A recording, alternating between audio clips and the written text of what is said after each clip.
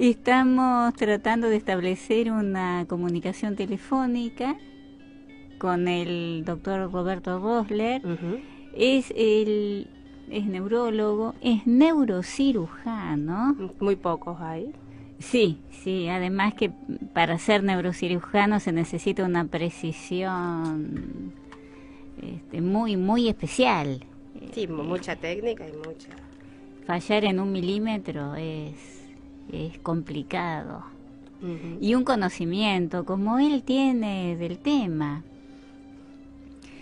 Él además es docente en la UBA, en la Universidad de Buenos Aires, en la Universidad Católica. Es directivo de la Asociación Educar. Ya lo tenemos al doctor Roberto Rosler. ¿Me escucha, doctor? Bienvenido. Sí, ¿qué tal? ¿Cómo le va? Buenas tardes. ¿Qué tal? Buenas tardes, doctor. Gracias por haberse prestado a esta entrevista telefónica. No, por favor, muchas gracias a usted. La verdad que usted tiene tantos conocimientos, tantas especialidades, tantas ocupaciones, que si yo lo presento como realmente corresponde, doctor, y se me van las 2 horas de programa. No diga eso. Nos quedamos cortos. Realmente es un placer para nosotros poder contar con usted. Máxime teniendo en cuenta todas las ocupaciones que tiene, que ha estado viajando, ha estado trabajando. Realmente es un honor y un agradecimiento de parte del programa, doctor. No, el honor es mío, muchas gracias. Usted nos iba a hablar de autismo, de ese tema Exactamente. que tanto preocupa y del que tan poco se conoce. Ujú. O por lo menos yo tengo que confesar mi ignorancia en el tema, ¿no? Bueno, sí, en realidad el tema de los niños con autismo es un tema muy importante porque, por un lado, por suerte, desde el punto de vista de la política nacional, se ha modificado la visión y hoy en día los niños, o la mayoría de los niños con autismo, tienen el derecho de ingresar a las escuelas regulares. El grave problema es que esta bajada política de que los niños con autismo vayan a las escuelas regulares no ha ido acompañada de una formación de los docentes en cuanto cómo comportarse, cómo manejarse, cuáles son los recursos didácticos y pedagógicos. Entonces esto lleva a algo que es muy común en los territorios docentes, y es que el docente diga: a mí no me prepararon para esto. Y esto es algo muy lamentable porque para la inmensa mayoría de los niños con autismo no hay nada mejor de que ellos vayan a estas escuelas regulares y no a como habitualmente sucediera, que iban a las escuelas especiales. O sea que se les ha dado un derecho por un lado, pero la aplicación es la que falla. Exactamente. Además de que existen en todo el país severos problemas y hasta hay contradicciones entre leyes provinciales y leyes nacionales de los derechos de estos niños, ¿no? Porque, por ejemplo, para plantearle uno de los múltiples problemas que hay, muchos de estos niños requieren de una maestra integradora. Y, por ejemplo, bueno, la mayoría de los colegios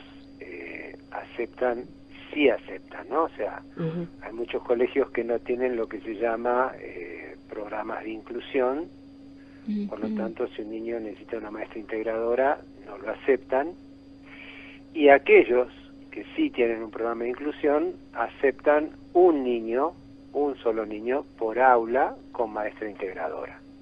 O sea que está restringido totalmente. Muy restringido. Y además, a esto tenemos que sumarle, como por ejemplo sucede en la provincia de Córdoba, como ejemplo, que el sistema provincial le otorga por las obras sociales, ni siquiera una maestra integradora, un acompañante terapéutico 3 veces por semana. Lo cual es ridículo porque el niño tiene su autismo y por lo tanto necesita su acompañante terapéutico los 5 días escolares. Claro, claro, porque no va a ir a la escuela 3 días a la semana. Y las excusas y los planteos que hacen realmente son, yo le diría tragicómicos, realmente. Y bueno, lamentablemente los papás tienen que transformarse en abogados, hacer ONGs, reunirse entre ellos, y tienen que luchar contra todos estos obstáculos que son realmente muchos. O sea que, digamos que se quiso imitar o hacernos creer que estamos en el primer mundo, pero nos quedamos a medio camino. Exactamente, sí. Que es lo mismo que no estar, que no haber, peor todavía, porque es una esperanza que se le inocula y después queda ahí sin saber qué hacer con eso, porque no se puede implementar como corresponde. Exactamente, uno depende, como sucede, porque uno debe reconocer que muchas veces los directivos y docentes tienen una excelente predisposición y ponen su buen corazón y ayudan, pero eso depende de la suerte de con quién uno se tope en la institución educativa, y si uno no se topa con lo que yo llamo este tipo de ángeles, uno cae en un lugar que es una estructura de rechazo. Y estos niños que pueden mejorar muchísimo, pero muchísimo, y no se necesita ninguna droga milagrosa ni ningún aparato milagroso, lo que necesitan es mucha estimulación de todos los adultos que los rodean, y por supuesto el docente tiene un papel fundamental en esto, pero bueno, si nosotros no nos encontramos en el camino con gente de estas características que estén dispuestos a ayudar, a sacrificarse, a formarse por sí mismos, uno no obtiene esta colaboración, y el niño con autismo ya se sabe que los factores de buen pronóstico entre uno es el diagnóstico precoz y la estimulación desde una edad muy precoz. Y entonces todo el tiempo que se pierde en lograr la aceptación en la escuela, en lograr una maestra integradora, bueno, ese es un tiempo precioso que se pierde y que va en contra de la mejoría que pueda lograr este niño. Y además yo pienso que influye en el ambiente familiar, en el desgaste de los padres, del círculo íntimo, porque como que están luchando como el Quijote. No, por supuesto, digamos, usted imagínese la ansiedad y la desesperación que se produce en los padres de un niño de estas características cuando lo que encuentra es un ambiente hostil y obstáculo y obstáculo y obstáculo, porque a muchos padres se dice, bueno, mire, usted pone un abogado y el niño entra. Pero ¿quién quiere que un niño entre a una escuela a través de un abogado? No, aparte que ya entra mal, entra forzado. A lo mejor no abiertamente, pero el ambiente no es el mejor. No, absolutamente. Además, estos niños, como principio básico, requieren lo que requieren todos los niños, que es cariño y afecto. Claro, claro. Esto es algo fundamental que es común a todos los niños. Y si usted entra con los tapones de punta de esta manera, usted ya ese requerimiento básico no lo tiene. Entonces usted lo mejor que puede hacer es retirarse y seguir en la búsqueda. Pero yo le estoy diciendo que este es un problema no en Altagracia, en Lonquimay, que es un pueblito de 4 manzanas, La Pampa. Esto pasa acá en la capital federal. Sí. Usted tiene que ir a 10, 15 escuelas para encontrar una vacante para un niño con autismo que tiene una maestra integradora, acá en la capital federal, que estamos repletos de escuelas. Y en el ámbito privado. no le cuento, si usted está en un pueblo relativamente pequeño, en el interior, y usted no tiene así un menú muy amplio de opciones, ahí se le pone mucho más difícil la situación. Sí. No lo puede escolarizar directamente, lo tiene que hacer en el domicilio. Es muy complejo, es muy complejo. Y el niño autista, doctor, ¿cómo es? ¿Cómo uno se puede dar cuenta? ¿Qué síntomas tiene? ¿Qué es lo que hay que hacer para detectarlo? ¿Puede Mire, ser que haya familias que tengan un hijo autista y no lo sepan? Sí.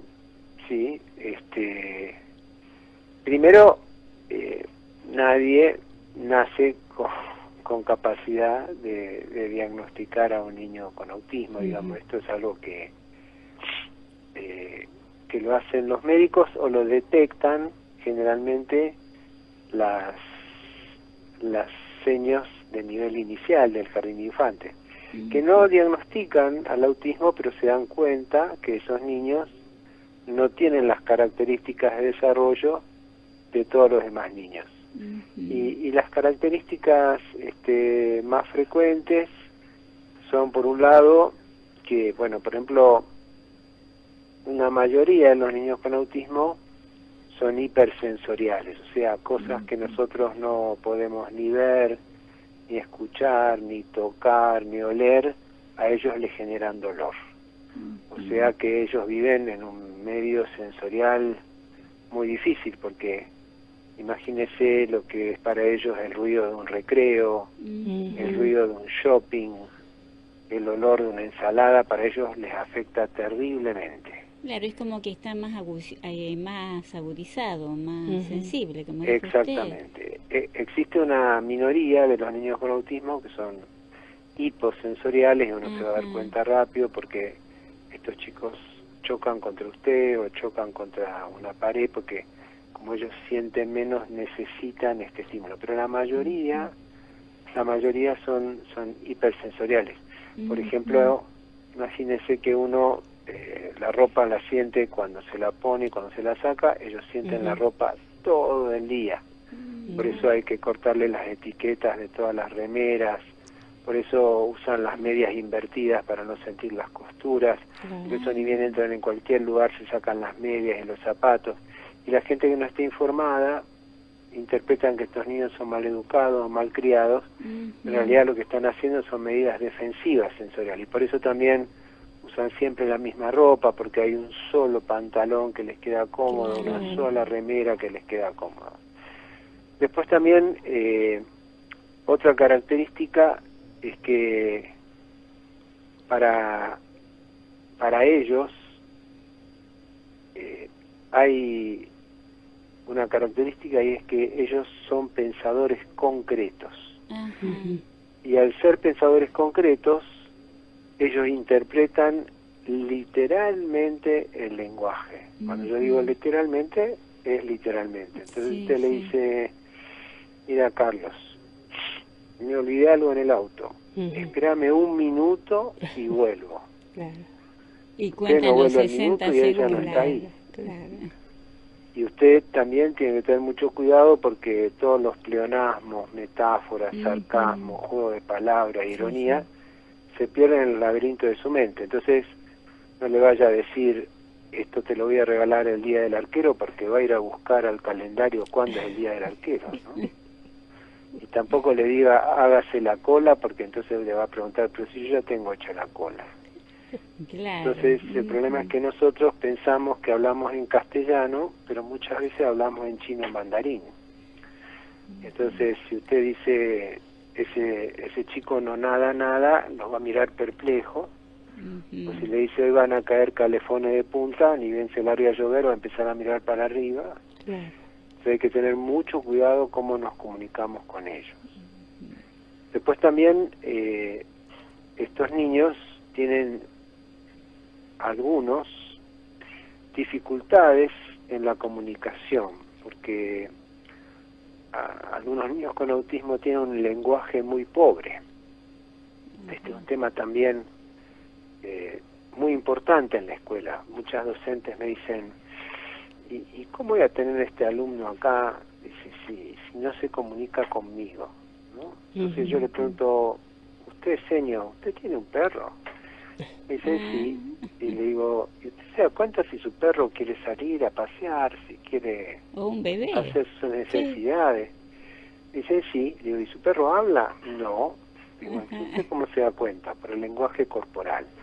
Entonces estos niños, que muchos no tienen palabras para decir que tienen hambre, que tienen dolor, que tienen miedo, pero tienen un lenguaje corporal. La cuestión es que seguramente esta seño tiene algo por su mascota que es muy importante, afecto y atención. Claro, ahí está la diferencia. Y ahí le lee el lenguaje corporal. Si estos niños uno le tiene afecto y atención, va a leer rápidamente en su lenguaje corporal todas estas cosas. Otra característica de estos niños es que son visualmente orientados, y esto que son visualmente orientados tiene un gran impacto en la pedagogía. Que son visualmente orientados implica que, a diferencia de nosotros que pensamos con palabras, ellos piensan con imágenes. Y al pensar con imágenes esto tiene que modificar nuestras estrategias pedagógicas, porque estos niños le van a pedir, por favor, que en vez de explicarle las cosas, se las mostremos. Claro.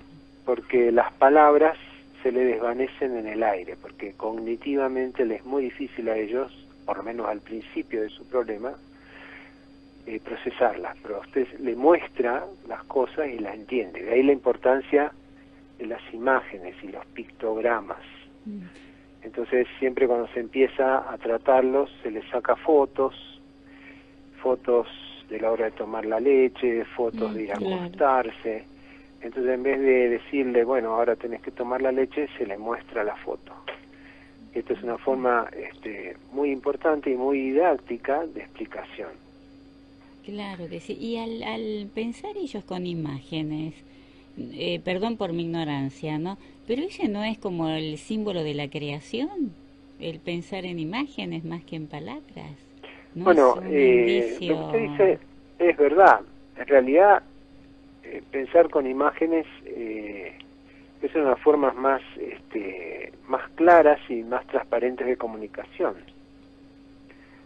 Y en realidad lo que estamos viendo ahora en nuestros nativos digitales también es una generación que vive más en la iconosfera que en la logosfera. ¿No seremos nosotros los que estamos desubicados al no entenderlos?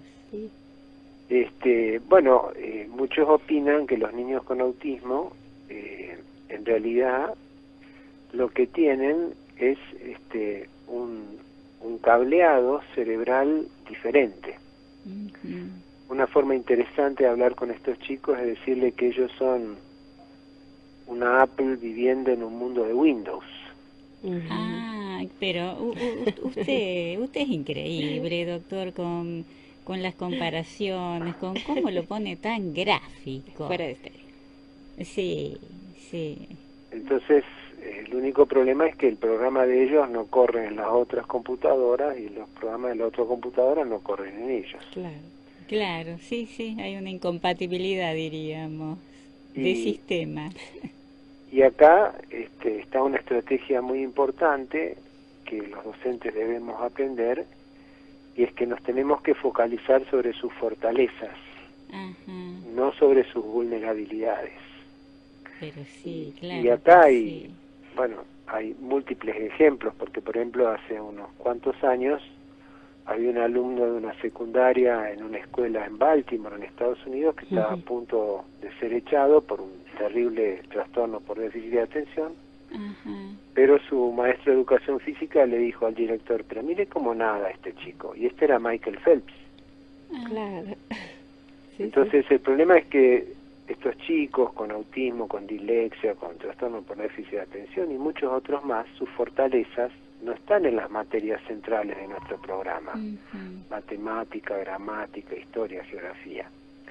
Y también está el hecho de que la taxonomía de nuestra clasificación de problemas del aprendizaje es muy rara, porque si yo no puedo aprender matemáticas, rápidamente un neurólogo me va a diagnosticar una discalculia, pero si yo no puedo aprender a nadar, nadie me va a diagnosticar un problema del aprendizaje. Claro, Y si se hunde el Titanic, ¿quién se salva? ¿El que sabe matemática o el que sabe nadar? Sí. El concreto, como dijo usted, que van al pensamiento concreto.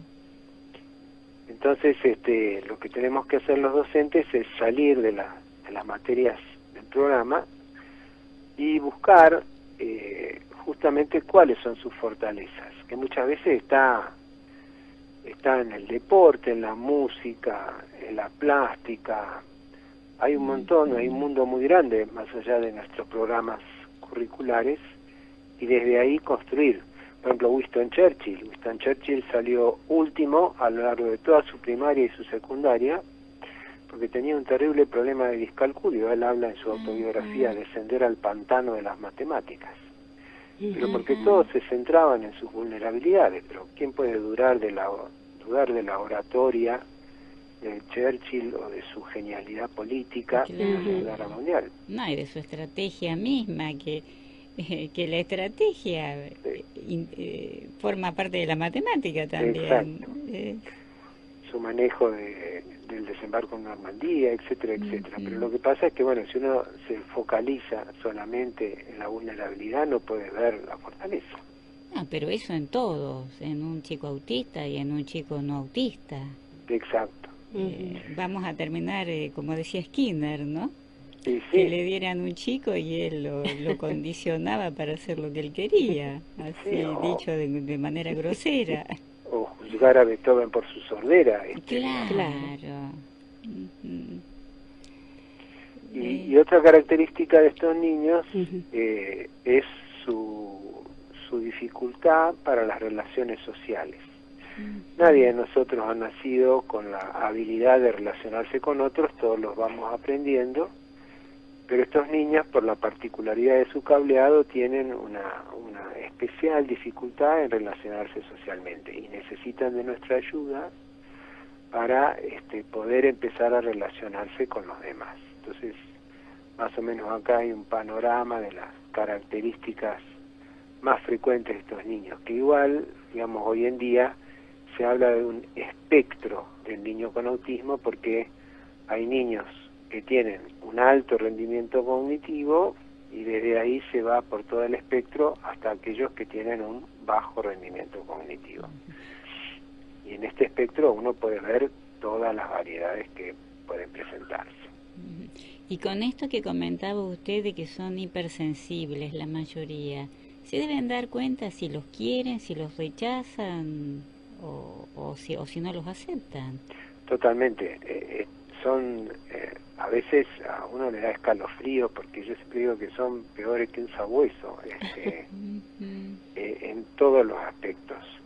Y además, estos niños en general, ¿no? Tienen ciertas características que, por eso cuando uno escucha en la escuela que una maestra le dice a la otra, el año que viene te toca el autista, eso es terrible, porque todo lo que define al niño es el autismo. Y antes que nada, son un niño. Y si uno los define solamente por su condición de autismo, se pierden de un montón de cosas. Y una de las cosas que caracteriza a estos niños, por ejemplo, es que nunca mienten, jamás. Por eso nos hacen pasar unos papelones tremendos, pero nunca mienten. Y otra cosa que tienen también, muchos de ellos, son increíbles habilidades matemáticas. Entonces, todo esto hace que estos niños sean muy particulares, y no hay que permitir que lo único que los defina es su condición de autismo. Claro, etiquetarlo de esa manera ya es un agravio. Exactamente, a nadie le gusta que a uno lo rotule o le digan visco, gordo, chueco. Eso es algo que no le gusta a nadie. Nadie dice el año que viene te toca el basquetbolista, pero con estos niños sucede esto, lamentablemente. Y estas ONG, doctor, que usted dice que se están formando, ¿hay algunas constituidas que tengan fuerza como para poder conseguir una reglamentación de la ley, podríamos decir? Sí, hay, por ejemplo, hay varias. Una, por ejemplo, que a mí me llama mucho la atención, que está justamente en Altagracia, que ha sido constituida por un grupo de mamás, una de ellas la conozco muy bien, es una mamá justamente de un niño con autismo, que llama por la inclusión plena. Claro. Y este grupo está luchando y bregando, justamente como el título de la ONG lo dice, por lograr la inclusión plena de los niños con autismo en las escuelas, porque en realidad hoy en día en la situación escolar nosotros tenemos 3 modelos. Las escuelas que no tienen ni integración ni inclusión. Luego está el modelo más frecuente, que es el que se llama de integración. O sea, la primera, digamos, que es lo peor de lo peor, digamos. Exactamente. Ni integración ni inclusión. Nada, y no hay pocas de esas. Luego está el modelo de integración. El modelo de integración, para explicarlo, es la escuela aquella que le dice al niño con autismo, bueno, vos podés entrar a mi escuela, pero vos te adaptás a mis reglamentos. Yo no me adapto absolutamente nada a vos. Ni Yo siquiera no cambio el afecto. absolutamente nada. Ni siquiera la empatía. Nada. No, y ya si vos te va bien, bueno, perfecto, super dupis. Ahora, si vos no te adaptás, lo siento mucho, has perdido. Y luego está el de la inclusión, que sigue el paradigma de la educación inclusiva, en la cual el modelo es totalmente diferente y es la escuela y sus docentes, y es un proyecto institucional que incluye desde el portero hasta el directivo, en el cual toda la escuela trata de adaptarse al niño para que el niño tenga un éxito educativo y escolar. Y el modelo inclusivo es muy interesante porque no beneficia solamente al niño con autismo, sino que beneficia a todos los otros niños. ¿Por qué? Porque el modelo inclusivo no forma individuos, forma ciudadanos.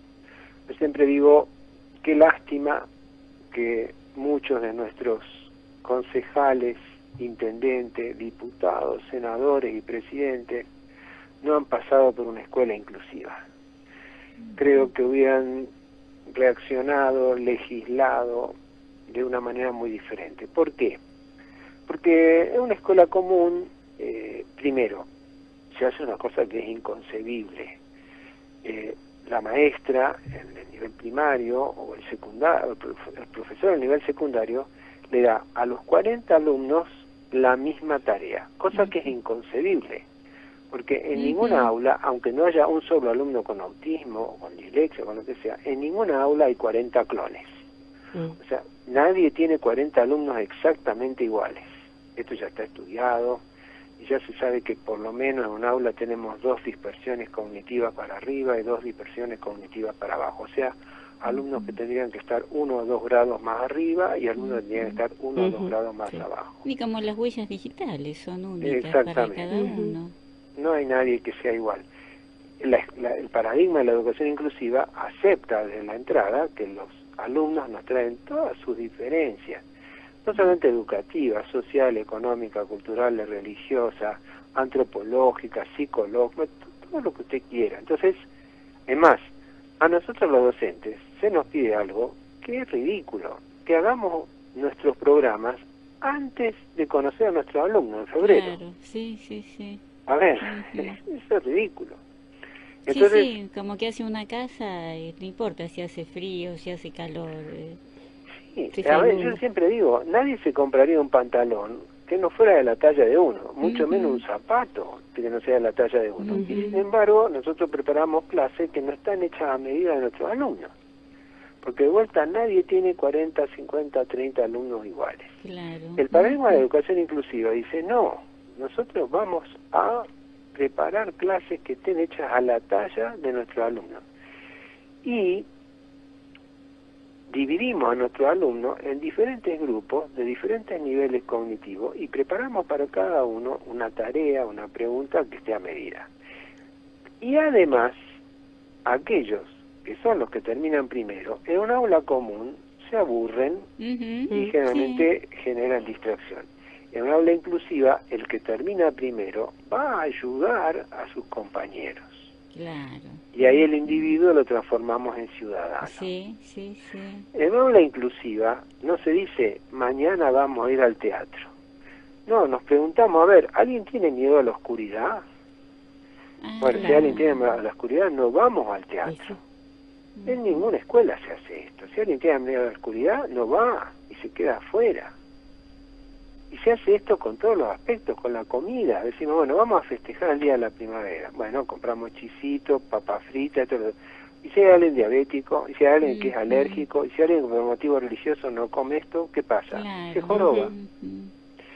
En el aula inclusiva nos preguntamos, bueno, a ver, ¿hay alguien que no va a poder comer esto? Bueno, esto es como cuando preparamos una fiesta. A nosotros no se va a ocurrir preparar una comida que nuestros invitados no van a poder comer.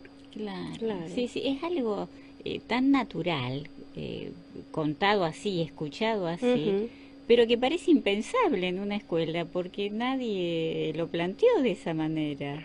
Bueno, usted recorra las escuelas y vea en qué escuela se hace una cosa así. No, en ninguna. Con Beatriz nosotros habíamos hecho una investigación sobre la enseñanza Waldorf. Ajá. Habíamos visitado algunas escuelas que están en Buenos Aires principalmente y algunas en el sur. Creo que están en Ingeniero Maxwell, en Florida. Y lo que nos habían dicho es que ellos preparan al chico para que se sepa defender en la vida. O sea, para que haga su techo, para que haga su comida, o sea, claro, y para que haga su ropa. Esas tres cosas como las tienen como fundamentales para que pueda sobrevivir, para que sepa lo básico, independientemente de matemática, de lengua.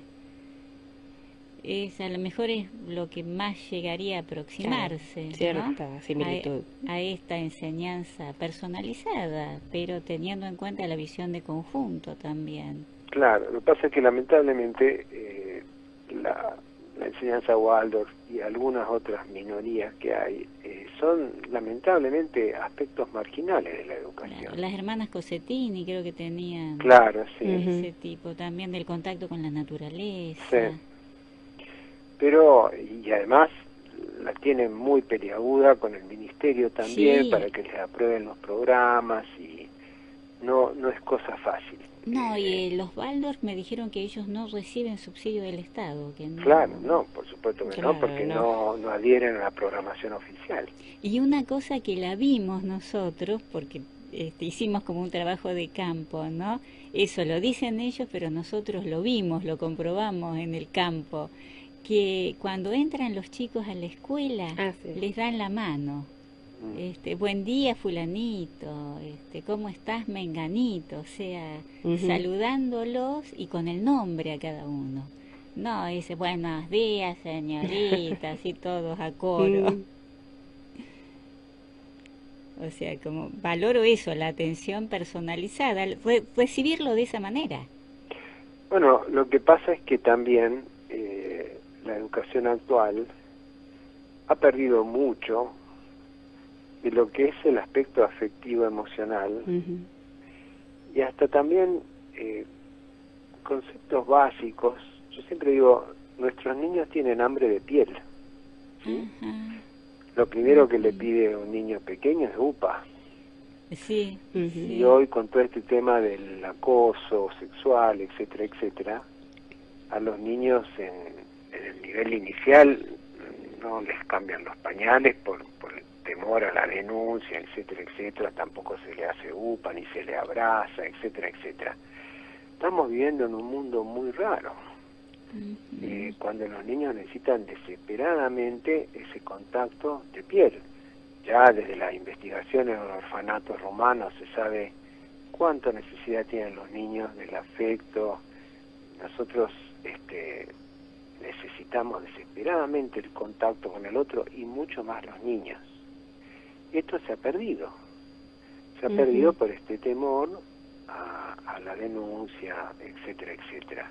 Y entonces la relación docente-alumno del aspecto afectivo y emocional se transforma más en una relación contractual y legal.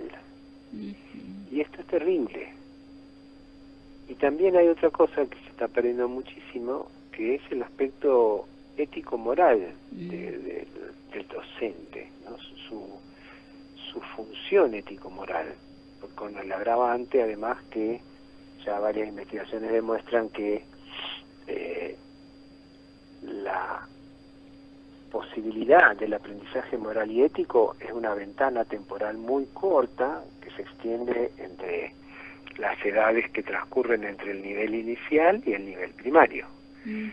Y bueno, Dios sabe que nuestra Argentina necesita de la ética y la moral, pero bueno, tenemos problemas en la familia, tenemos problemas en la escuela.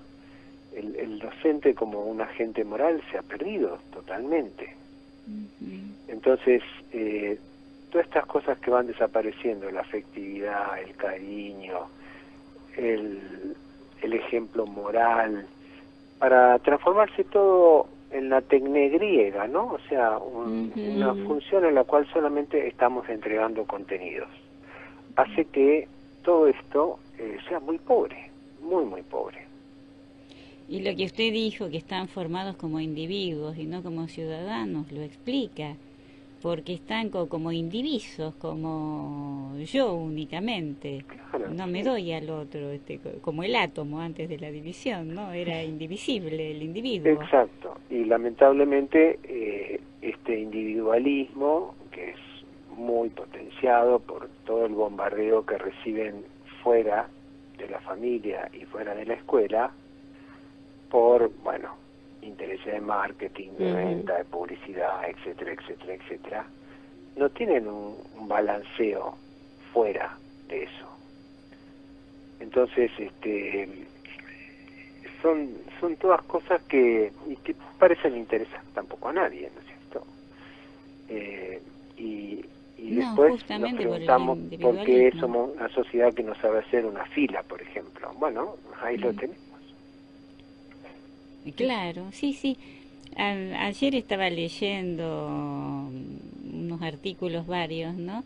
Y una frase que me impactó, porque hacían la analogía como que los seres humanos somos como ángeles con una sola ala, y que para poder volar necesitamos abrazarnos, o sea, necesitamos el ala del otro. Claro. Como eso social, eso compartir, que me pareció gráfico, por eso lo digo, ¿no? No, totalmente, y si nosotros, nosotros tenemos que tener humildad como especie. Nosotros vivimos en esta sociedad urbana, cultural, hace muy poquito, hace 7.000 años, y los 193.000 años antes vivimos en el formato del Paleolítico. Y nosotros como especie éramos una especie muy débil, no teníamos garras, no teníamos nada, y si pudimos sobrevivir fue por lo que usted dice, porque fuimos animales sociales, que nos juntamos en grupos, y así podemos evitar que los leones, que los tigres nos comieran, solamente por ser sociales, agruparnos y defendernos entre nosotros. Pero bueno, nos mantuvimos así, agrupados y asociados, mientras vivimos en el formato sedentario del Paleolítico. Cuando empezamos a urbanizarnos, yo no sé quién vive arriba, quién vive abajo de mí. Eso se perdió. Sí. No, inclusive hay quienes lo ven mal, ¿no? Lo ven como un chusmerío. Vos te fijás en la vida del otro. Depende de esas microculturas. Tal vez en los barrios alejados se pueda ver más, o en los que tienen huertas orgánicas, o trabajan la tierra, o hacen tareas más manuales, más en contacto con la naturaleza. Tal vez se vea más ese espíritu gregario. Sí, totalmente. Que en la urbe, que acá. Claro. Yo cuando nací en la década del 50, vivía en el barrio de Almagro, y ahí sí, vivía en una cortada, que eran todas casas bajitas, y ahí todos nos conocíamos, y todos nos agrupábamos, y todos nos ayudábamos. Ahí había una solidaridad muy intensa, pero estoy hablando del Buenos Aires del 60, ¿no es cierto? Sí. Ahora, en esta jungla de asfalto poblado de psicóticos, la solidaridad no existe. De psicóticos con computadoras, porque tienen su mundo que no había en el celu 50. zombies, como le digo yo. Celu zombie, no, pero es genial, doctor. No es por quedar bien con usted, pero realmente tiene cada salida. Es Doctor House. El Doctor House argentino. Doctor, la cantidad de autistas es significativa en relación al resto de los niños, que es 1 cada 100, 2 cada 100. Mire, acá tenemos un problema grave. La bibliografía nos dice que los niños con autismo, su diagnóstico está subiendo como si fuera una epidemia. Uh-huh. Pero acá hay que detenerse y analizar ciertos aspectos. Nosotros acá en la Argentina, en el aspecto médico, tenemos una costumbre que es seguir ciegamente la medicina de Estados Unidos. Uh-huh. En Estados Unidos existe lo que llama el DSM, que es un catálogo de los problemas psiquiátricos. Uh-huh. Y ya vamos por el DSM-5. Ajá. Este catálogo, yo lo que voy a decir, en mi opinión personal, que tiene muy poco valor, puedo estar muy equivocado, y mucha gente me puede criticar y se puede enojar, y con razón. A mí hemos tenido el DSM-1, el DSM-2, el DSM-3, el DSM-4 y el DSM-5. Este catálogo para mí es un catálogo sospechoso. Para que usted vea, en un DSM teníamos a la homosexualidad como un trastorno psiquiátrico. Uh-huh. Y después lo sacaron. Es raro, ¿no? O sea, es darwiniano, podríamos decir, el DSM. Sí. Se va adaptando según el bolsillo de los laboratorios. Sí, exactamente. Es como si yo le dijera, mire, el cáncer es una enfermedad, el cáncer no es una enfermedad. Uh-huh. Y cada vez que sale el DSM, cada vez es más grande y cada vez tiene más trastornos. Uh-huh. El último, el más grande de todo, por supuesto, y para que usted vea, dentro de si usted conoce a algún fumador, según el DSM-5 es un trastorno psiquiátrico fumar. Ah, ¿sí? Sí.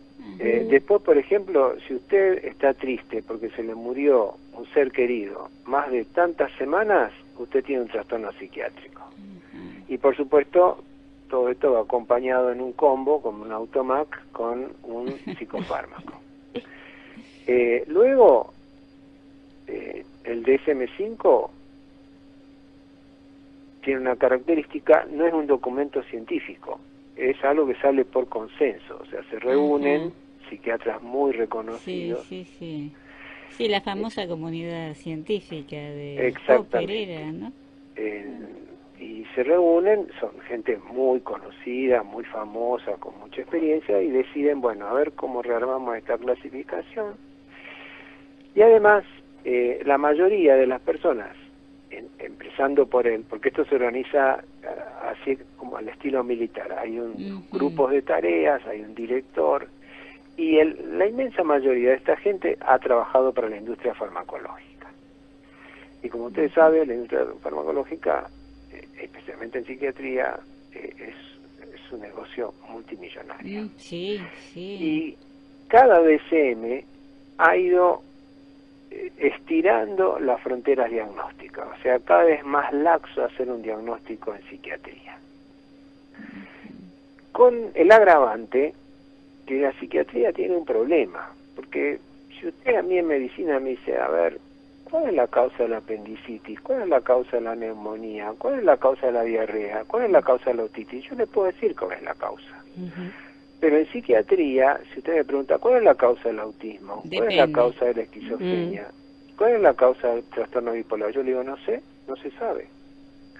O sea que en realidad, por eso no se habla de enfermedades, se habla de trastorno autista. Uh-huh. Trastorno por déficit, que viene de la palabra inglés disorder.